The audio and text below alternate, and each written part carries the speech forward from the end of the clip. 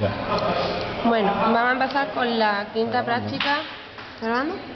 Con la quinta práctica de cabeza y cuello, en la que vamos a empezar con el estudio del sistema nervioso periférico, centrando en el nervio trigémino, que es el quinto nervio par craneal, que es este de aquí, que aunque no está pintado, pero sería este, que se va a formar por la confluencia de tres ramas principales, que van a ser de superior a inferior, el nervio oftálmico, este que vemos aquí, luego el nervio maxilar y por último el nervio mandibular, que es este de aquí. Estas tres ramas van a coger prácticamente toda la sensibilidad de la cara, de modo que dentro del endocráneo van a entrar por diferentes forámenes o fisuras y se van a reunir en el ganglio del trigémino, ganglio semilunar o ganglio de Gasser. ¿Qué pasa? ¿Le pongo así o así? Así está bien.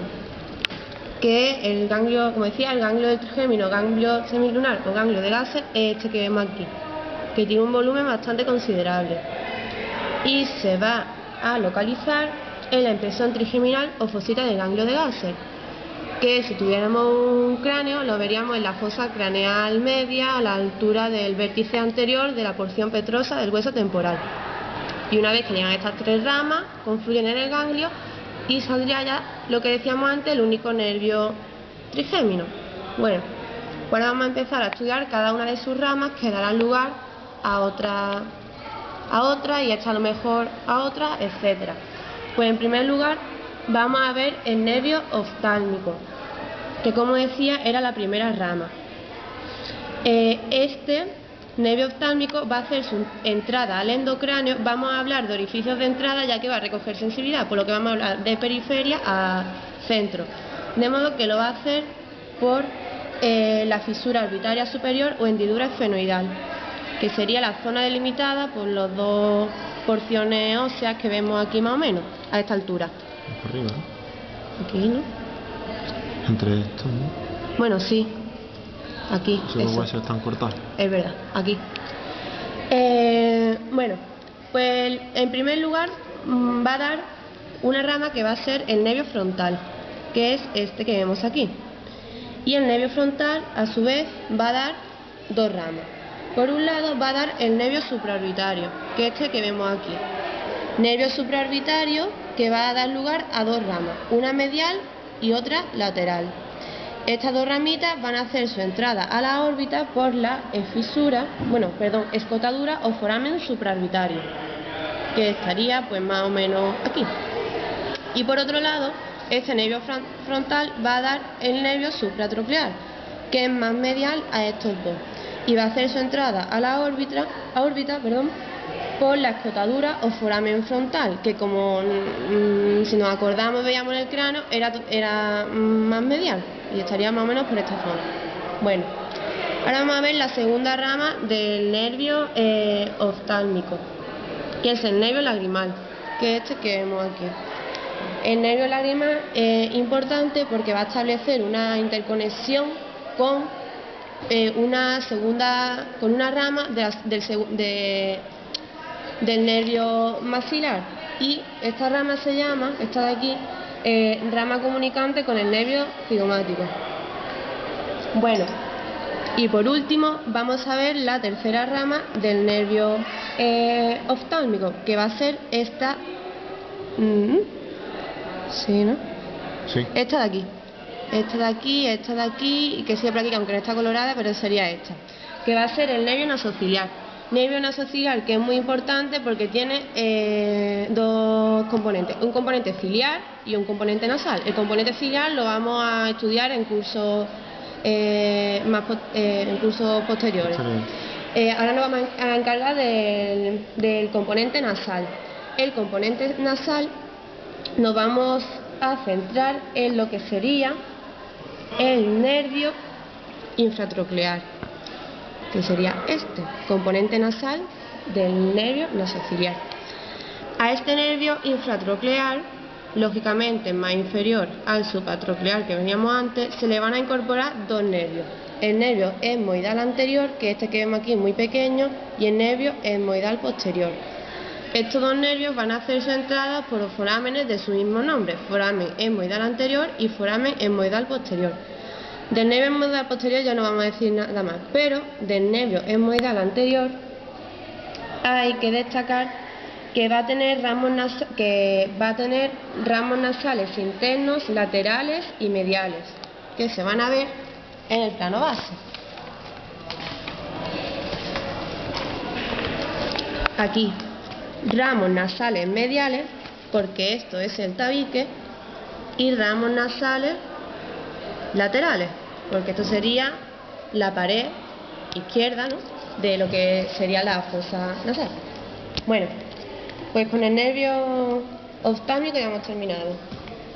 Ahora vamos a la segunda rama, que va a ser el nervio maxilar, que es este de aquí. Este de aquí. El nervio maxilar que va a entrar al endocráneo, al igual que hacía el nervio oftálmico, ahora por un foramen, que es el foramen redondo mayor, más o menos a esta altura. Este nervio va a tener una serie de ramas. En primer lugar vamos a ver el nervio cigomático, que es este de aquí, que como si recordamos establecía en la rama comunicante con el nervio cigomático, con el nervio lagrimal del oftálmico. Entonces, pues aquí a esta altura más o menos establecería esa interconexión. ¿Qué? La fisura orbitaria inferior, porque esta es para más o menos la fosa pterigo-palatina. Pero Y eso... aquí entra a la órbita. Por pero... la... ¿Cómo?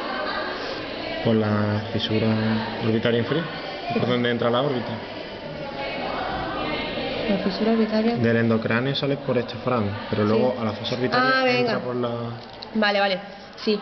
Que del endocráneo... Vale, que antes de pasar de la periferia al endocráneo, es decir, antes lo va a hacer por la fisura orbitaria inferior, que sería esta, y luego ya se va a meter por el foramen redondo mayor. Vale. Bueno, retomando el nervio cigomático. El nervio cigomático va a tener dos ramas. Ramas que van a salir a superficie por los forámenes foramen cigomático facial y foramen cigomático temporal. Y esos dos nervios los vamos a ver en superficie, que van a ser, este sería el nervio cigomático facial, que está pintado, pero este de aquí no está pintado, sería el nervio cigomático temporal. Imaginamos que está pintado y ya está. ¿Estos dos? Y estos tres. Vale, pues estos dos. Es que en el escolar, yo creo que me señalaba a mí esto, pero vaya que vale. Supongo que también. Bueno, pues ya está. Vale. Y luego vamos a ver la otra rama del nervio maxilar, que es el nervio infraorbitario, que es este de aquí, que tiene un volumen más considerable, como vemos. Se va a encontrar en su salida con el surco infraorbitario, va a pasar por el conducto infraorbitario, que estaría aquí, no lo imaginamos, y finalmente va a salir por el foramen infraorbitario. Bueno, ahora vamos a ver los ramos nasales superiores laterales y los superiores mediales, que también van a ser ramas de este nervio maxilar, y lo vamos a ver otra vez en superficie. Y van a ser los nervios nasales posteriores superiores laterales, estos de aquí, y los mediales, estos de aquí, ¿no? Sí. Vale. Luego vamos a ver el nervio nasopalatino. Nervio nasopalatino, que es este, y que va a pasar por la fosa incisiva para incorporarse al nervio palatino mayor, que es este. Y aquí, que no están representados, estarían los nervios palatinos menores, que no está representado, no está coloreado, perdón, pero estarían aquí con si nos acordamos, con las arterias palatinas menores. Foramen palatino mayor, conducto palatino mayor. Eso no nos lo señalaron, dijimos. Foramen palatino mayor. Conducto palatino mayor. Conducto palatino mayor. Eso se veía, pero ahora mismo no pasamos, ¿no?